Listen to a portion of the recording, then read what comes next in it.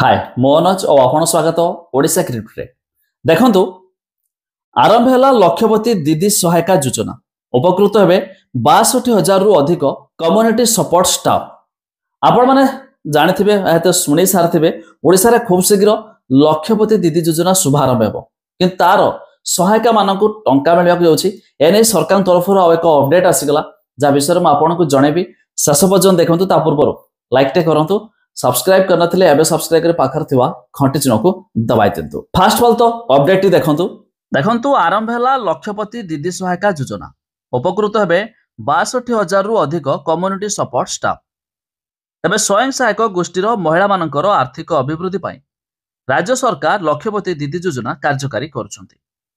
एथिरे 2027 सुधा 25 लाख लक्षपति दीदी सृष्टि करने को लक्ष्य रखा जायछि। यह टार्गेट हासिल रे जेपरी कौनसी समस्या हेबनी सेथिपई राज्य सरकार तरफ लक्षपति दीदी सहायता योजना मध्य आरंभ होइछि। तबे योजना माध्यम कम्युनिटी सपोर्ट स्टाफ मानकर पारिश्रमिक बाबद अर्थ वर्तमान पाई सरकार बहन करिवे। एथिपई ग्राम पंचायत संघ बा जीपीएल एप मानक अनुदान प्रदान कराजिवो। एही योजना द्वारा 62,000 रु अधिक कम्युनिटी सपोर्ट स्टाफ लाभवान हेबे। सेवन एप्रिल 2024 रु पिछला भावे पारिश्रमिक पाइबे बोली मुख्यमंत्री मोहन चरण माझी विधानसभा रे विवृत्ति माध्यम सूचना दैछंती।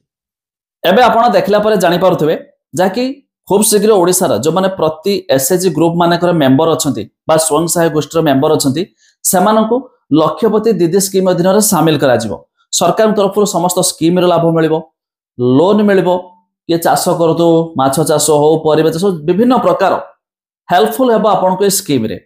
तबे आपण मानको बुझेबा पाई माने सही लक्षपति दीदी योजना को माने महिला मानको तांको गाइड करिया पाई ऊपर लेवल रे लक्षपति दीदी सहायता मानको मध्य जोड़ा गला जाकि सेमानको कम्युनिटी सपोर्ट स्टाफ जमान रहले सेमानको मध्य टंका मिलिबो जाकि ये पिछला भाबरे 2024 एप्रिल मध्य लागू हे गला। तबे खूब शीघ्र आपण मानको लक्षपति दीदी स्कीम मध्य लाभ मिलिबो जाउछि ता तो आगामी दिन रे हम जानिबा। अधिक इन्फॉर्मेशन जानिया पन चाहुतले हमर वेबसाइट रे लिंक मु दे देबी डिस्क्रिप्शन ले चेक कर देबे।